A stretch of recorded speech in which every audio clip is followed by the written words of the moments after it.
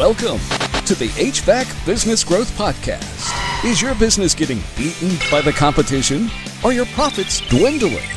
It's time to kickstart your HVAC business. Here's your host, Nick Balowski.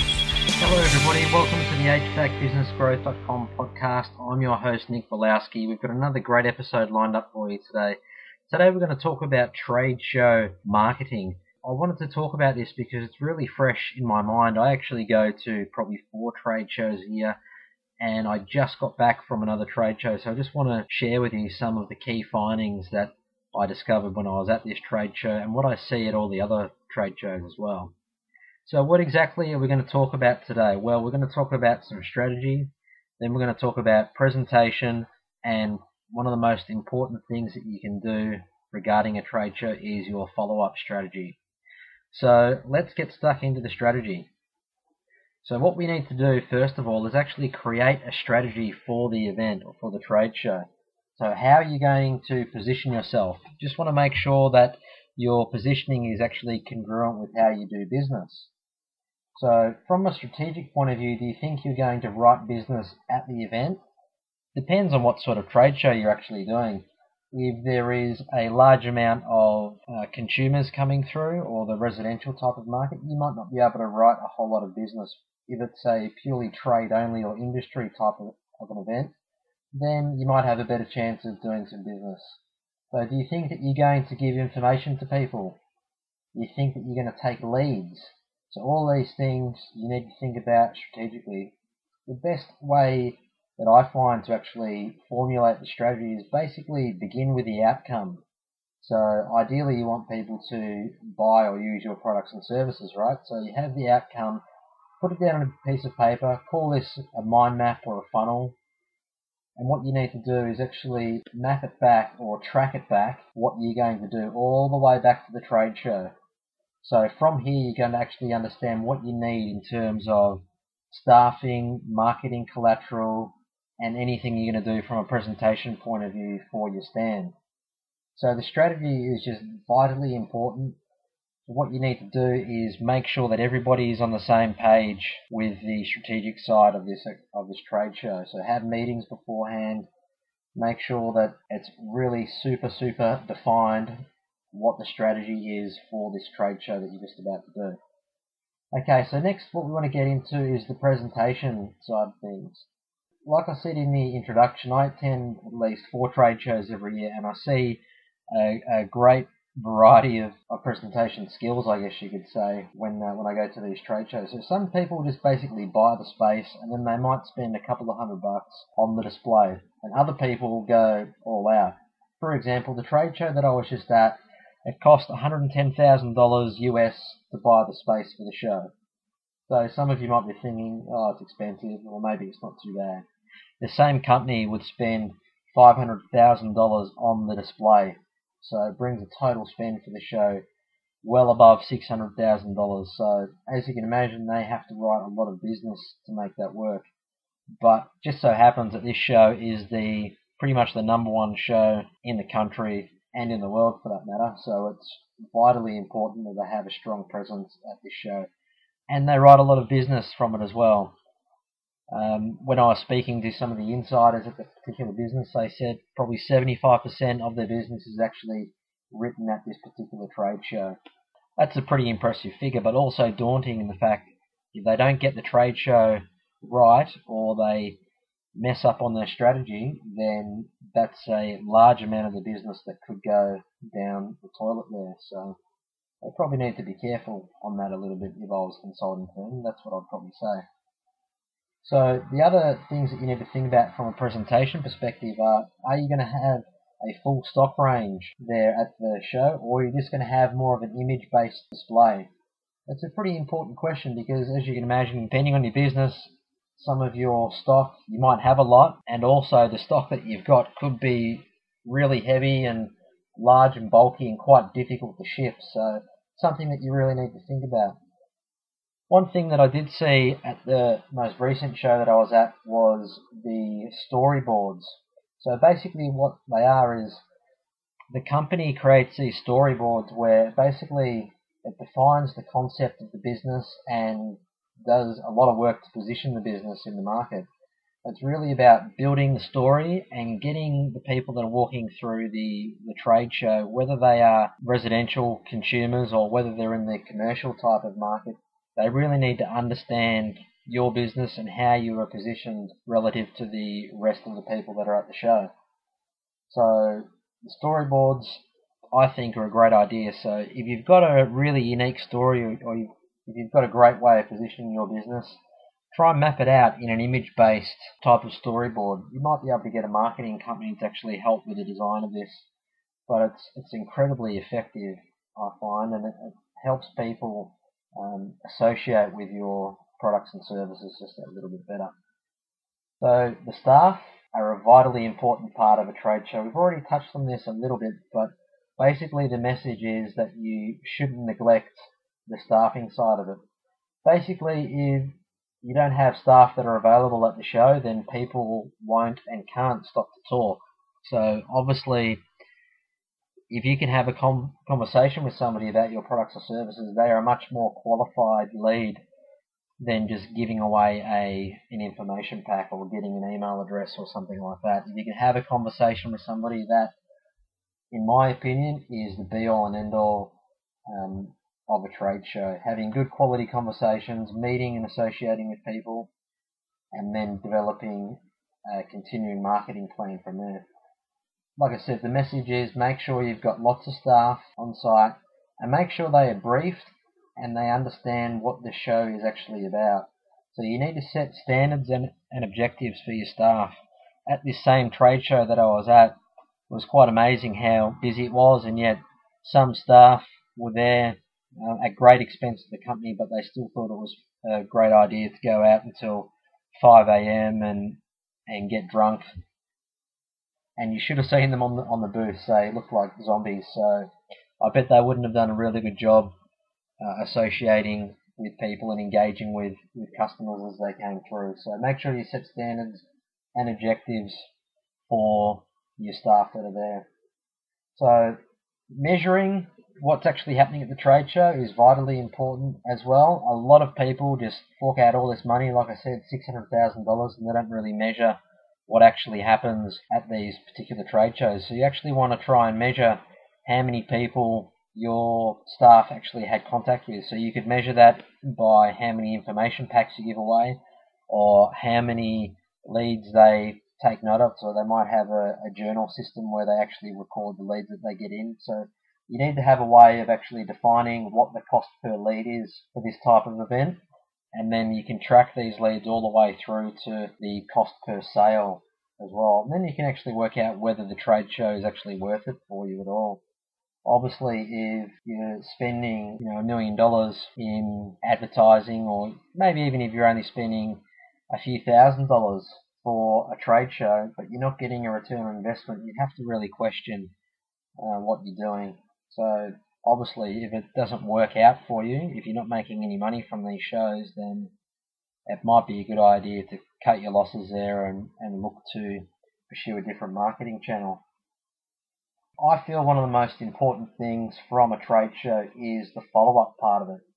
So I just got back from a trade show. It would have been 10 days ago. So today, as I'm recording this, it's February the 5th, and the trade show was towards the end of January. So funnily enough, I actually haven't received a great deal of follow-up. I got a few automated emails after I showed some interest in some of the stalls and had some conversations with people, but I haven't had any personal follow-up yet. So the follow-up side of it is really, it's the groundbreaker. It's where you can go from break even on the trade show to super profits. And given the information that I've just shared with you in terms of nobody actually calling me back or sending emails or making a personalized type of approach to me, can you imagine how interested and how special I would feel if somebody actually took the time to give me a quick phone call and just say, hey, it was great meeting you at the show recently. We discussed this. Do you want to take this further, or is there anything I can do to help you make a decision? But somehow I don't think that I'm going to get that phone call anytime soon. So here's what I think about following up at trade shows. I think there's a a 3-week post-event window. That's critically important. So usually when someone goes to a show, they get some fantastic ideas for what they can do with their business, or if they're homeowners, from a residential point of view. So they get plenty of adrenaline, they come back with heaps of ideas, and they want to do things. But as we know, life gets in the way.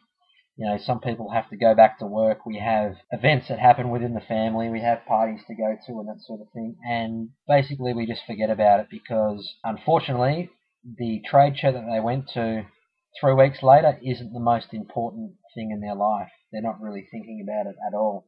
So the 3-week window is absolutely important. But what you need to do is actually set some sort of follow-up or marketing schedule that leverages this 3-week window. So what I mean is you actually concentrate your efforts in this first 3 weeks post the event. Basically while the adrenaline from the show and the love is still there, so to speak. So you can set a schedule. Things that I like to include in a follow-up sequence are things like personalized phone calls. They work fantastically. Ideally, it's from the person that you actually spoke with at the trade show. So just say you go along to a trade show and you stop by a stall and you speak with a person called Gary. Ideally, in the next 3 weeks, Gary actually gives you a call back and follows up on that conversation and see whether it can be taken any further. Email is also really good as well. Like I said, at the recent show, I only got automated email. I didn't get any personalized email follow-up, so that was a bit disappointing. They can obviously do a little bit better there. Email is pretty quick to get at. It's fairly impersonal though, but it's obviously better than not doing anything at all. Postcards can work really well. That's something that you can set up in a semi-automated type of fashion, where if you collect somebody's details, you can put them into a database and you can actually hire marketing companies. I think maybe Send Out Cards might be a particular company that does this, where they print the card for you, put the name and address of the person or of the lead on the actual card, and they send it out for you, and it might cost maybe $1 per card to get it printed and sent. So I think it's a fantastic deal. Catalogs, if people have requested further information, then by all means send them out your business catalogs. You must do this with a covering letter though, to introduce yourself and basically just talk further about your business and any special offers that you have related to the catalogue. And the same goes with information packs as well. So don't just send out a blank information pack. Send a nice covering letter with it as well, where you might make a direct response type of offer if somebody responds within a certain period of time. So ideally what you do here, it doesn't really matter too much what tools you use. It's going to be different for every business, but what you must do is create a sequence and actually follow through on this sequence. So like I said, have a good concentration in that first 3 weeks. It doesn't mean that you stop at 3 weeks, because you might have a very high visitor value to your business or a high average dollar transaction for your business. So it might actually make sense that you could send out $100 worth of follow-up marketing over 6 months, and if that turns into a sale, that can still be profitable for you. So it just depends on your business margins and what the lifetime customer value is actually worth, which we discussed in previous podcasts. Okay, so that's enough on the topic of trade show marketing. I reckon there's some great things for you to implement at the next trade show. So make sure you set a realistic plan and a good budget for the next trade show that you do. Come up with a strategy, brief all of your staff, and actually create a follow-up funnel or a marketing sequence that will build off the back of the good work that you did at the show. So normally it would be time for the HVAC Business Growth Tip of the Week, but this week it's actually coming in the form of a listener question. I had somebody from a HVAC security company just send me a message through Facebook, and basically their question was, how can they get a better qualified and engaged sales team out there? So I've got basically 3 points that are going to answer this question, and some of it we've touched on in previous podcasts, but I'm going to get straight into it now. So first of all, to make your sales team as motivated and efficient as what they possibly can be, firstly you want to make sure that the problem isn't at your end. So you want to make sure that they're not actually prospecting. So basically what prospecting is you're going out into the market and every lead out there is absolutely cold and you're just looking for anything with a pulse basically. So that's a really inefficient way of using the time of your sales team. So you want to set up some pull marketing strategies, which we've discussed in previous podcasts and videos on the website. And you want to make sure that the sales team is actually dealing with qualified leads. So if they're dealing with qualified leads, that makes a massive difference to their success from there. So the second thing that you might be able to consider, it depends on how your business is actually structured from a profit point of view, whether you have any back-end sales, but some businesses have great success in actually front-loading the commissions to their sales team. So basically what it is if somebody makes a first-up sale, if you have a strong back-end to your business, meaning follow-up sales, they actually give up to 100%, sometimes just a little bit less, but sometimes it's 100% of the sale. So I'll give you an example. So just say a sales member goes out and makes a $1,000 sale. In the first instance, the company actually gives that sales member $1,000. They give them the entire sale, or they might just give them the entire profit for the sale. And then after that, if they've actually analysed the back end and the net worth of a customer, they actually realise that, hey, they might spend or technically lose $1,000 up front, or they lose the profit, say it might be $300 if you're working at 30%. So they've analysed the net worth of a customer and they realise that if they actually spend or lose $300 worth of profit to begin with, or they lose the entire first transaction to a sales member, that it's actually worth $10,000 in back-end business to them. And for that, the salesperson might get a nominal fee from there, but it's quite heavily loaded to the front end. So that might actually work for your business. I'm not quite sure how you've got it, how you've got it structured and how you incentivize your staff or anything like that. But you might be able to come up with a workaround or something similar to that effect. So the third thing that I think is absolutely vital is you need to provide training for your sales team.